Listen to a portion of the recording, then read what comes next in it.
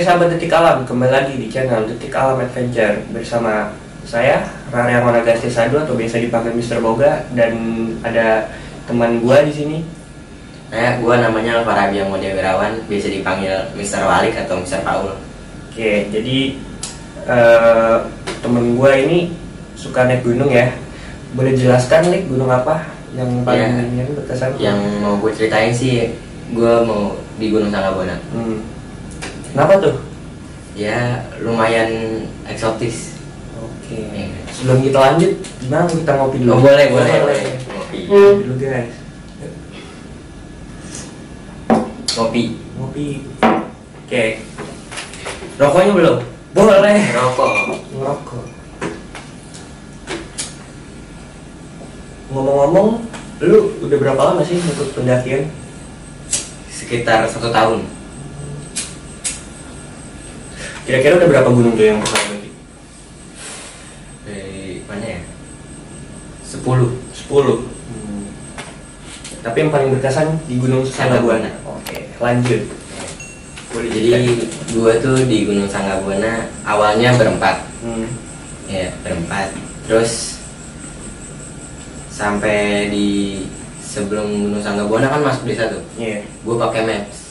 Mapsnya maps digital. Oke. Nah, itu gue sasarin tuh. Di situ tuh. Gue muterin Gunung Sanggabona sampai ke apa tuh namanya itu? Waduk Jatiluhur. Waduk Jatiluhur? Iya, sampai situ. Wah, lumayan jauh berarti. Lumayan. Sekitar 100 kiloan ya. Iya. Itu masih pakai kendaraan atau ingin? Masih pakai kendaraan. Oh, berarti masih OTW ke gunungnya ya? Nah, lanjut. Karena dia disesatin sama Google kan.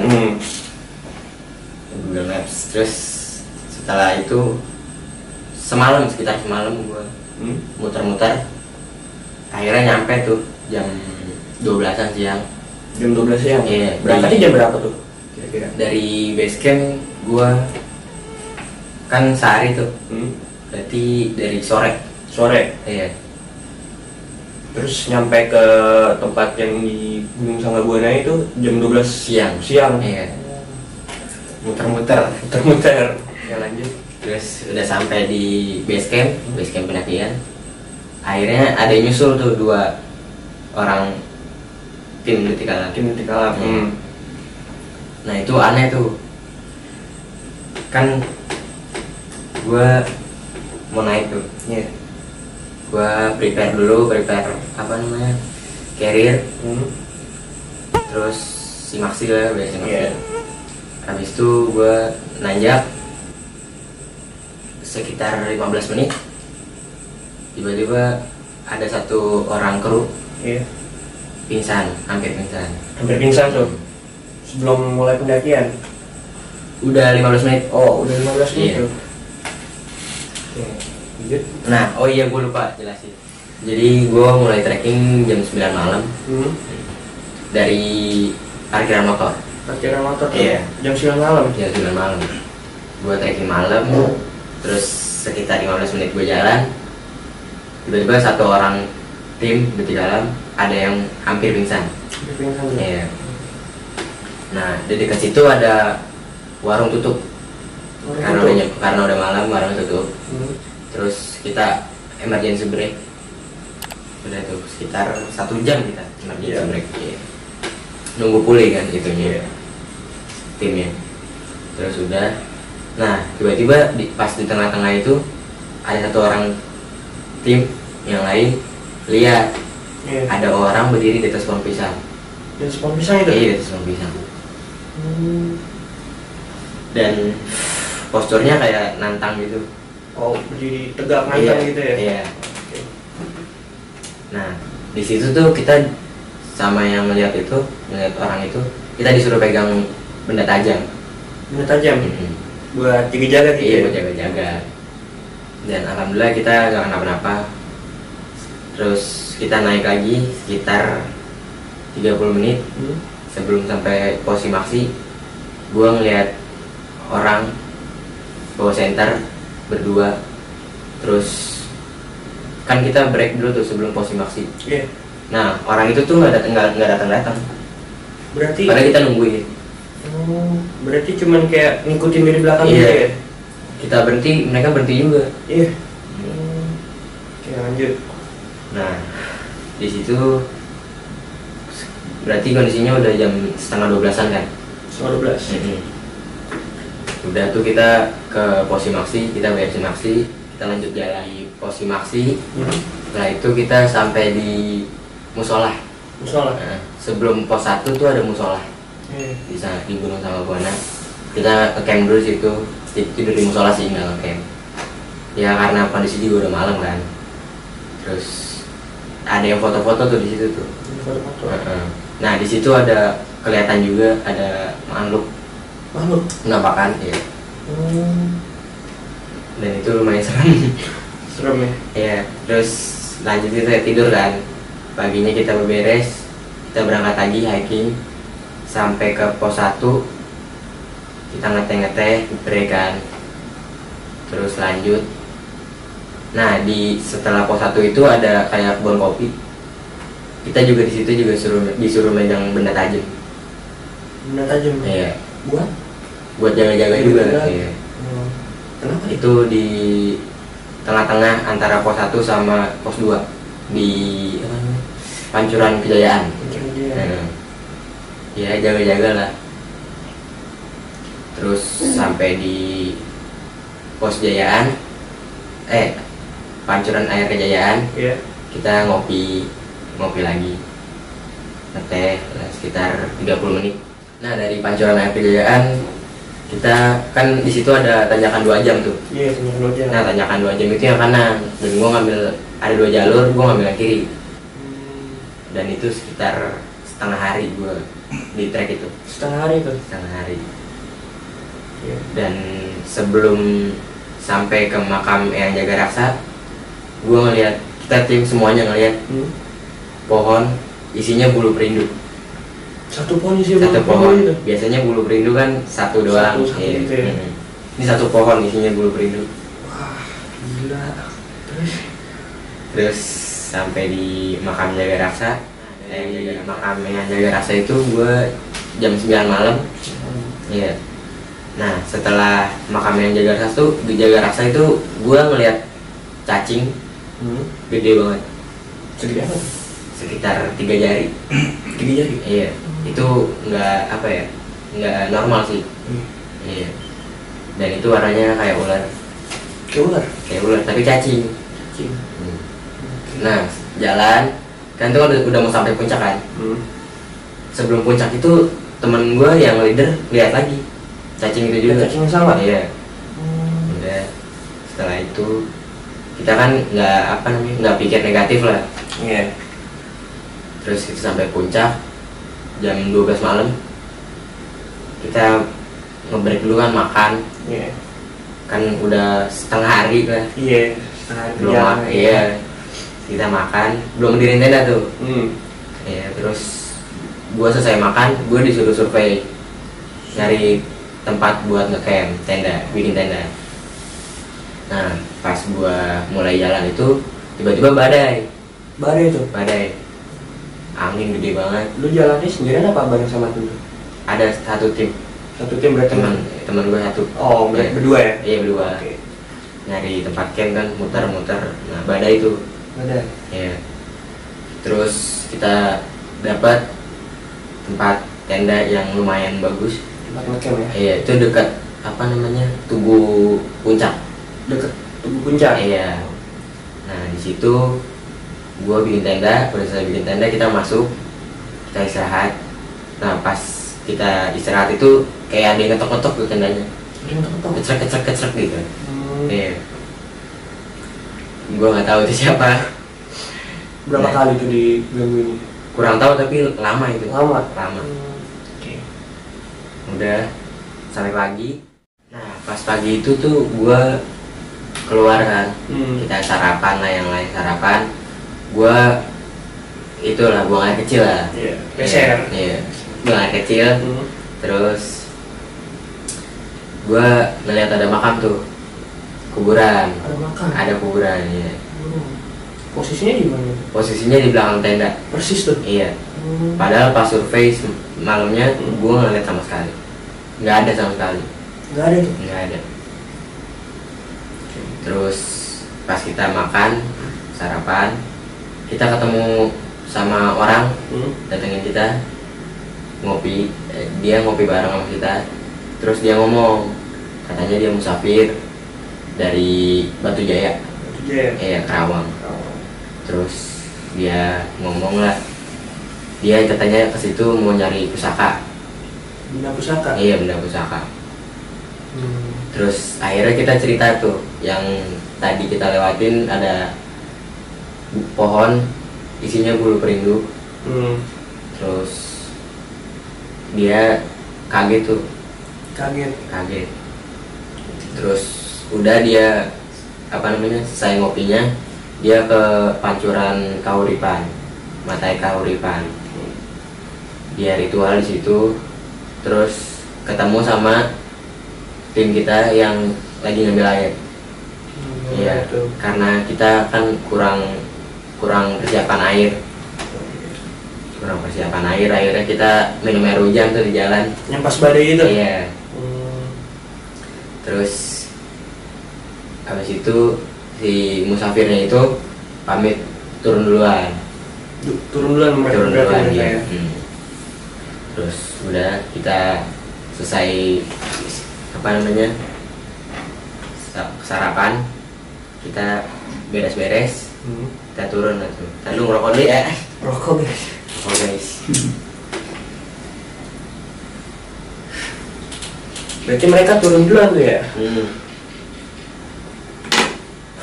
Turun duluan, kita udah selesai rapi-rapi tenda, kita turun juga. Itu sekitar ya lumayan lah sejam setelahnya dia turun sama kita. Terus nah sampai di makamnya yang jaga raksa, kita disambut sama kabut hitam pekat. Kabut tuh? Kabut warnanya hitam pekat? Iya, itu nggak kelihatan sama sekali, jarak pandangnya pendek banget. Kira-kira berapa tuh jarak pandangnya? Berapa meter? Kita 1-2 meter. 1-2 meter? Itu pendek banget itu. Wah. Terus lu ngapain tuh, Lip, pas di situ? Gue ya ngopi-ngopi lah sambil nungguin kabutnya kan. Kalau ada kabut kita juga nggak boleh hiking kan. Iya. Rawan lah. Iya, rawan. Resiko. Nah, iya. Nah pas di situ tuh ada orang tiba-tiba ngambil tanaman. Ngambil tanaman tuh? Dari area gunung Sanabuana itu. Oh. Kan nggak boleh kan? Iya. Berarti merusak dong dia dong. Iya. Wah. Sampai detik alam nggak boleh tuh ya dicontoh tuh. Nggak boleh. Merusak namanya itu ya. Oke, lanjut. Terus setelah mereka turun yang ngambil tanaman itu, kabutnya hilang. Kita turun juga akhirnya. Terus setelahnya sekitar 15 menit. Nah, kita kan lumayan cepet turunnya tuh. Mereka nggak kekejar. Yang ngambil tanaman. Berarti mereka tuh terburu-buru gitu ya? Kayaknya. Kira-kira kayak terburu-buru gitu. Oh, kira-kira tanaman apa sih yang diambil? Gua kurang tahu ya. Tapi kayak tanamannya besar gitu atau misalnya kayak? Ya lumayan lah. Lumayan. Iya lumayan. Dan banyak. Banyak. Wah. Sampai berplastik-plastik. Berplastik gitu. Iya. Oke. Kita turun. Nah sampai di mata air Kejayaan itu, gua ketemu sama musafirnya tadi. Yang tadi nanyain benda pusaka itu. Iya. Mereka lagi ritual di situ. Iya. Ritual, terus pas kita nyampe, mereka berhenti tuh ritualnya. Langsung berhenti tuh? Iya, langsung berhenti. Dan dia nggak ketemu sama pohon bulu perindunya. Yang banyak banget itu. Iya. Yang lu kasih tahu ya. Padahal jalannya sama kan? Jalannya sama ya. Harusnya ketemu. Terus sampai ya kita ngopi-ngopi, makan setelah tanjakan setengah hari itu. Tanjakan setengah hari. Iya. Berarti lu lewat jalur yang sama nih ya? Jalur yang lewat sama. tanjakan yang setengah hari juga? Iya. Nggak lewat yang tanjakan 2 jam? Iya. Udah tuh kita ngopi-ngopi. Akhirnya kita turun tuh. Terus cuaca hari udah mulai malam. setelah maghrib gitu. Setelah maghrib. Iya. Terus kita sampai di sebelum makam Kunjung Putih tuh ada tim jatuh SWAT-nya senternya jatuh dan mati, nggak bisa nyala lagi. Mati nggak Bisa nyala lagi. Padahal jatuhnya ke tanah yang lembek, basah itu. Tanah lembek ya. Tanah lembab. Terus itu juga headlamp baru ganti baterai, nggak bisa nyala, tetap nggak bisa nyala. Nggak bisa nyala juga tuh? Nggak bisa nyala. Itu kondisi baterai udah di charge? Udah. Karena kita nggak punya pencahayaan lain, akhirnya kita pakai senter dari HT. Dari HT tuh? Iya. Ya seadanya buat jalan aja, buat nganter jalan. Terus setelah makam Kunjung Putih, ada tim detik alam yang ngelihat kuntilanak. Kuntilanak tuh? Iya, kuntilanak. Itu lumayan serem juga ya, sampai dia jatuh. Berarti dikagetin gitu ya? Kayaknya ya. Dari situ jalan lagi sampai ke Pos Maksi. Itu kita ambil napas, terus kita jalan lagi. Nah pas kita jalan lagi tuh ada senter yang kemarin gue lihat. Nah tapi senternya ada di bukit sebelah. Iya. Terus jalan lagi sampai ke yang arah keluar dari Gunung Sanggabuananya. Tapi gue nggak lewat yang kemarin, jalan yang dari parkiran motor masuk ke Gunung Sanggabuananya. Beda jalur. Padahal kita jalannya sama. Tapi tiba-tiba keluarnya beda. Kira-kira berapa tuh off tracknya, apa perbedaan jarak jauh jalur? Yang gue lihat sih dari yang awal tuh, pintu masuk awal sama yang gue keluar sekitar 50 meteran. 50 meter? Nah sampai situ, oh iya gue lupa. Nah pas di Mata Air Kejayaan, setelah itu kan kebun kopi kan sebelum makam Kunjung Putih. Di kebun kopi itu kita megang benda tajam lagi. Sama kayak yang pas awal. Iya. Kenapa kita bawa megang benda tajam? Soalnya di situ banyak yang nodong. Pendaki suka ditodong. Kriminal berarti. Iya. Sampai pas sebelum pintu keluar Gunung Sanggabuananya,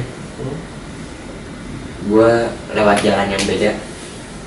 Padahal gue udah ngikutin jalan yang awal lu naik ya. Dan pas gue jalan itu tiba-tiba yang awalnya jalan sempit, pas gue berangkat, pas gue balik jalannya lebar. Terus kan pencahayaan seadanya tuh, keadaan lumayan gelap. Pas kita jalan tiba-tiba lampu nyala semua. Tiba-tiba pas kita lewat. Semua lampu yang mati itu? Iya, nyala. Lampu-lampu sekitar kita, bukan lampu senter. Oh, lampu sekitar. Iya. Kan udah mau keluar gunungnya tuh. Itu sekitarnya berapa itu pas mau keluar? Kita sekitaran jam 11 malam. Dan ya off track ya kita ya. Off track? Iya, kan jalur yang beda. Iya. Dan itu ceritanya off tracknya. 50 meter. Dan setelah itu sampai tuh di parkiran motor. Sampai tuh. Terus lu langsung istirahat lagi atau langsung? Ya break, ngopi-ngopi dulu baru pulang. Langsung pulang tuh. Berarti abis dari situ tuh langsung pulang ke base camp tuh ya? Iya. Berarti perjalanan dari awal start sampai turun itu banyak kejanggalan ya? Banyak. Wah. Makanya menarik banget kan? Menarik banget nih, sahabat detik alam. Berarti kesimpulan yang bisa kita ambil tuh, yang nomor satu tuh berarti dari GPS ya? Iya. Dari maps. Maps digital tuh. Berarti kalau misalnya lu kan jalan nih, itu kondisi sinyal masih aman dong kan? Masih di bawah ya? Masih aman.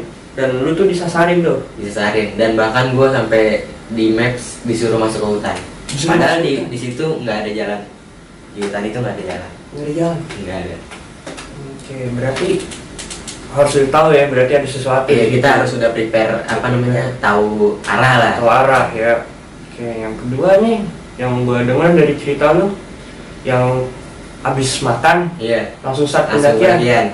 Nah, itu kan ada yang pingsan tuh ya. Berarti kita nggak boleh langsung lanjut kan? Iya, kan kita asam lambung. Iya. Karena asam lambungnya bekerja kan. Iya. Dan kalau kita paksa jalan berarti badan kita kerja 2 kali nih. Iya. Sama yang ketiga nih, Lik. Tadi kan gue denger tuh cerita lu, itu ada orang yang ngambil tanaman ya. Iya. Dan di gunung tuh sebenarnya kan bukan konservasi. Iya. Kita nggak boleh kan ngambil boleh. tanaman. Berarti kan dilindungi hutan konservasi. Karena tuh kita alam tuh seharusnya dijaga kan. Iya betul, dilestarikan. Alam tuh harus dilestarikan. Iya. Dan alam tuh sebenarnya bukan tempat untuk foya-foya ya. Apalagi merusak. Iya. Kayak vandalisme Iya. dan lain-lain. Dan alam tuh seharusnya dinikmati kan. Iya. Bukan dirusak. Dan yang keempat nih, yang cukup merinding nih, ekstrim. Gunung tuh sebenarnya bukan tempat kayak buat mencari benda-benda yang kayak benda-benda pusaka gitu kan. Karena benda-benda pusaka itu kan sebenarnya milik gunung tersebut kan. Iya. Dan misalnya itu kalau kita ambil kan takutnya kita kenapa-napa. Dan itu juga mengganggu keseimbangan gunung sebenarnya kan ya. Dan itu bukan sembarangan orang ya. Iya. Itu juga bendanya bukan sembarangan juga. Iya. Oke, sahabat Ketik Alam, gimana nih cerita dari perjalanan Mr. Walik pendakian di Gunung Tangkuban? Menarik bukan? Sangat-sangat menarik. Sangat menarik nih. Oke, terima kasih sahabat Ketik Alam. Jangan lupa like, comment, dan subscribe. Terima kasih. Salam Ketik Alam.